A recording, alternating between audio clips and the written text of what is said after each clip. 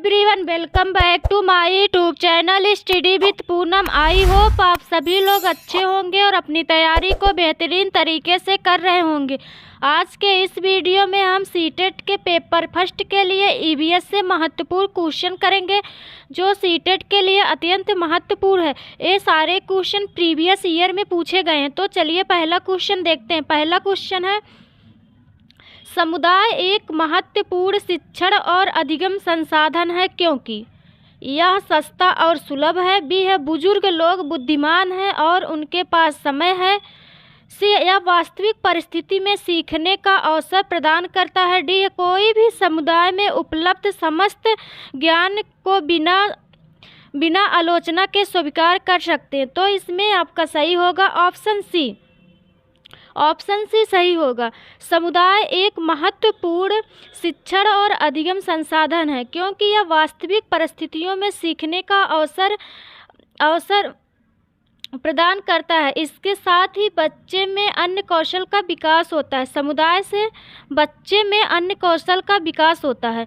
Next है, EVS शिक्षण अधिगम में कक्षा में प्राप्त अधिगम को विद्यालय के बाहर के जीवन से जोड़ने और उसे समृद्ध करने का तात्पर्य है। ऑप्शन ए है, पाठ्य पुस्तकों से बाहर जाना। बी है, वैश्विक पर्यावरण मुद्दों और चिंताओं को पाठ्यपुस्तक से लिंक करना। सी है, पूर्व विद्यालय दृष्टिकोण। डी है, पाठ्यचर्या से बाहर जाना। तो इसमें आपका सही होगा ऑप्शन ए, पाठ्यपुस्तकों से बाहर जाना। पर्यावरण अध्ययन शिक्षण अधिगम में कक्षा से प्राप्त अधिगम को विद्यालय के बाहरी जीवन से जोड़ना और इसे समृद्ध करने से तात्पर्य पाठ्यपुस्तकों से प्राप्त ज्ञान का व्यवहारिक रूप से प्रयोग करना। पाठ्य पुस्तक से बाहर जाना है। नेक्स्ट है, विशिष्ट से सामान्य का सिद्धांत निम्न में से किस में प्रयोग होता है। ऑप्शन ए है, विश्लेषण विधि, स्वतः शोध विधि, संश्लेषण विधि। डी है, आगमन विधि। तो इसमें आपका सही होगा ऑप्शन डी, सामान्य से विशिष्ट का सिद्धांत आगमन विधि पर होता है। विशिष्ट से सामान्य का सिद्धांत आगमन विधि में प्रयोग होता है। इस विधि में पहले कई सारे उदाहरण दिए जाते हैं, उसके बाद नियम को बताया जाता है और वह निष्कर्ष निकाला जाता है और बच्चों को बताया जाता है। इस विधि के द्वारा ज्ञान को अस्थायी रूप से ग्रहण किया जाता है। नेक्स्ट है, पर्यावरण अध्ययन के अधिगम का सिद्धांत कौन सा है। ऑप्शन ए, आवश्यकता का सिद्धांत, उपयोगिता का सिद्धांत, जीवन से संबंधित होने का सिद्धांत। डी है, उपरोक्त सभी। तो इसमें आपका सही होगा ऑप्शन डी, उपरोक्त सभी। पर्यावरण अध्ययन के अधिगम का सिद्धांत, आवश्यकता का सिद्धांत, उपयोगिता का सिद्धांत, जीवन से संबंधित सिद्धांत होने का सिद्धांत भी पर्यावरण अध्ययन के अधिगम के सिद्धांत है। नेक्स्ट है, पर्यावरण अध्ययन के शिक्षण अधिगम में सर्वेक्षण का उद्देश्य है। ऑप्शन ए है, समुदाय के साथ अन्योन्य क्रिया का अवसर प्रदान करना। भी है, बच्चों में विभिन्न लोगों के प्रति संवेदनशील बनाना। सी है, सूचना को प्रत्यक्ष प्राप्त करने का अवसर प्रदान करना। डी है, आकलन के एक अवसर के रूप में इसका प्रयोग करना। तो इसमें आपको देखना कूट का क्वेश्चन है, उपर्युक्त में से कौन से सही हैं। ऑप्शन है, फर्स्ट है, समुदाय के साथ अन्योन्य क्रिया का अवसर प्रदान करना, ये सही है। बी है, बच्चों विभिन्न लोगों के प्रति संवेदनशील होते हैं, ये भी सही है कि जो बच्चे होते हैं अन्य लोगों के प्रति वे संवेदनशील होते हैं। सूचना को प्रत्यक्ष प्राप्त करने का अवसर प्रदान करना, ये भी सही है। सूचना को बच्चे को प्रत्यक्ष रूप से प्राप्त करने का अवसर भी देना चाहिए। आकलन के लिए अवसर के रूप में इसका प्रयोग करना चाहिए। तो इसमें आपका चारों सही है। तो इसमें आपका सही होगा option C, A B C D. यह सीटेट 18 सितंबर 2016 में पूछा गया क्वेश्चन है। नेक्स्ट है, वैकल्पिक ढांचे का क्या तात्पर्य है। ऑप्शन ए है विभिन्न भौतिक घटनाओं का पाठ्यपुस्तक स्पष्टीकरण। बी है विचार जो अवधारणाएं जो औपचारिक रूप से स्वीकृत स्पष्टीकरण से अलग हैं। सी है वर्तमान में वैज्ञानिकों और सामाजिक वैज्ञानिकों द्वारा आयोजित विचार। डी है सभी विचार जो दृढ़ता से बच्चों द्वारा आयोजित किए जाते हैं। तो इसमें आपका सही होगा ऑप्शन बी। वैकल्पिक फ्रेमवर्क का अर्थ वे विचार हैं जो अवधारणाएं के औपचारिक रूप से स्वीकृत स्पष्टीकरण से अलग है। ये प्रचलित सिद्धांत या मान्यताओं से अलग सृजनात्मकता को प्रोत्साहित करते हैं। नेक्स्ट है कक्षा 5 के शिक्षार्थियों को पर्यावरण चिंताओं के बारे में पढ़ाते समय प्रीति प्रदूषण पर अधिक बल देना चाहती है। वांछित उद्देश्य को प्राप्त करने के लिए नीचे दिए गए क्रियाकलाप में कौन सा सर्वाधिक प्रभावी हो सकता है। ऑप्शन ए है विद्यार्थियों से विभिन्न प्रकार के प्रदूषणों के चार्ट बनवाकर। बी है विद्यार्थियों को शैक्षिक भ्रमण पर ले जाकर किसी प्रदूषित नदी को दिखाना। डी है शिक्षार्थियों से विभिन्न प्रकार के प्रदूषण से संबंधित समूह परियोजनाओं पर कार्य करने के लिए कहना। डी किसी विशेषज्ञ को नियंत्रित करके वायु जल ध्वनि और प्रदूषण पर भाषण देना। तो इसमें आपका सही होगा आपका ऑप्शन सी। विद्यार्थियों से विभिन्न प्रकार के प्रदूषण से संबंधित समूह परियोजनाओं पर कार्य करने के लिए कहना।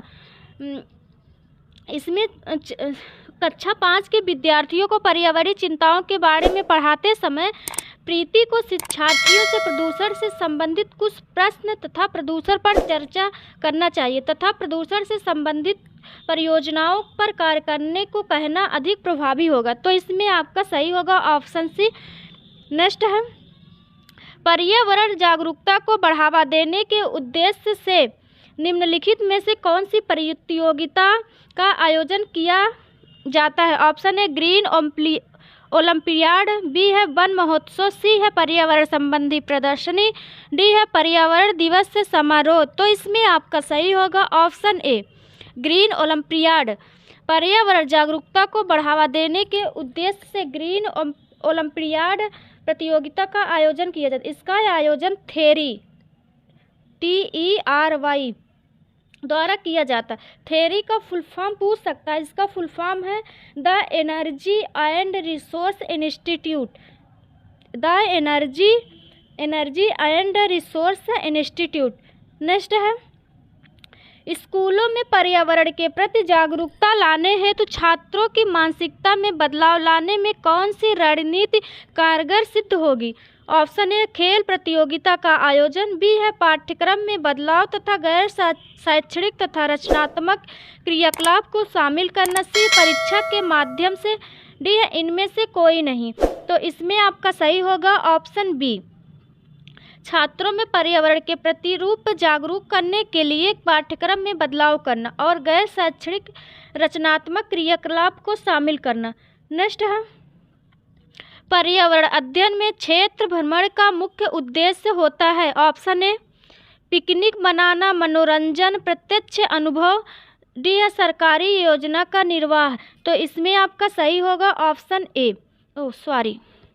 ऑप्शन सी प्रत्यक्ष अनुभव। पर्यावरण अध्ययन में क्षेत्र भ्रमण का मुख्य उद्देश्य है प्रत्यक्ष अनुभव। जिन विषय वस्तु को प्रत्यक्ष अनुभव के द्वारा सिखाते हैं वह कभी भूलता नहीं, वह लाइफ टाइम ऐसा कह सकते हैं कि वह काफ़ी दिनों तक चलता है। इससे रटने की प्रवृत्ति अवरुद्ध हो जाती है। इससे बच्चा जो रटने से बचता है और उसे हर एक चीज़ आसानी से समझ आने लगती है। नेक्स्ट है निम्नलिखित में से कौन सी EVS कक्षा में गतिविधि है। ऑप्शन ए है चित्र खींचना, फील्ड भ्रमण, श्यामपट्टी का प्रयोग और डी है उपयुक्त सभी। तो इसमें आपका सही होगा ऑप्शन डी उपर्युक्त सभी। पर्यावरण अध्ययन में चित्र खींचना, भ्रमण करना, श्यामपट्टी का प्रयोग करना, खेल खिलाना आदि कक्षा आधारित गतिविधियाँ, ये सभी कक्षा आधारित गतिविधियाँ हैं। इन गतिविधियों का प्रयोग शिक्षण को प्रभावी बनाने तथा छात्रों में रुचि उत्पन्न करने के लिए किया जाता है।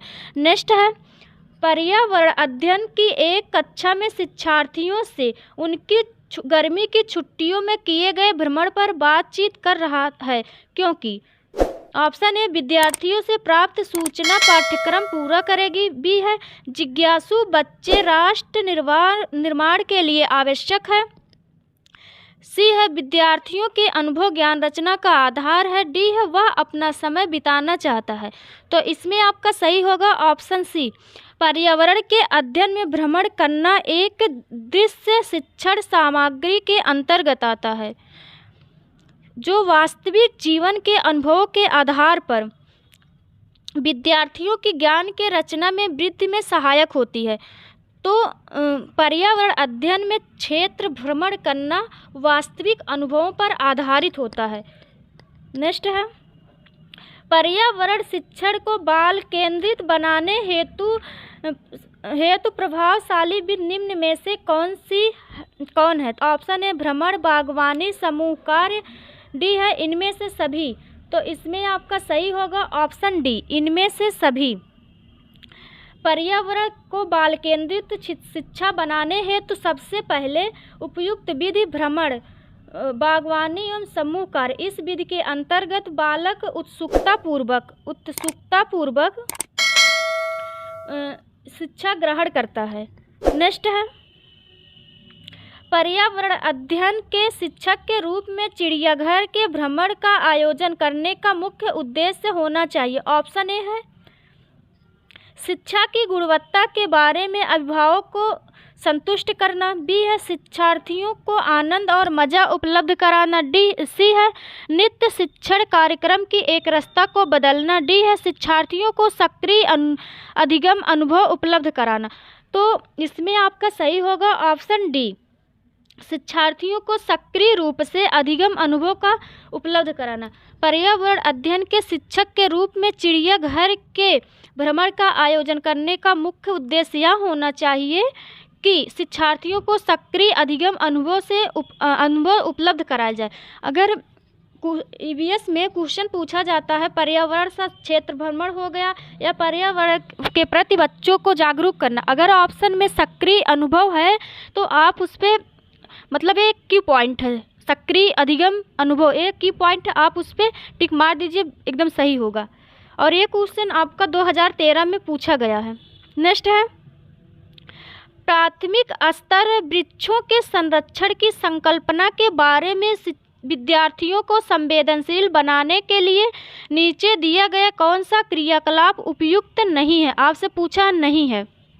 ऑप्शन ए वृक्षों पर नारा, स्लोगन राइटिंग, लेखन प्रतियोगिता का आयोजन करना, बी है प्रत्येक छात्र को एक वृक्ष को अपनाकर उसकी देखरेख करने के लिए प्रोत्साहित करना, सी है बच्चों को लकड़ी के लट्ठों का भंडार दिखाना, डी है वृक्षों पर पोस्टर बनाने की प्रतियोगिता आयोजित करना। तो इसमें आपका सही होगा ऑप्शन सी, प्राथमिक स्तर पर वृक्षों के संरक्षण की संकल्पना के बारे में विद्यार्थियों को संवेदनशील बनाने के लिए उन्हें लकड़ी के लट्ठे का भंडार दिखाना सबसे उपयुक्त क्रियाकलाप नहीं होगा। तो इसमें आपका पूछा नहीं।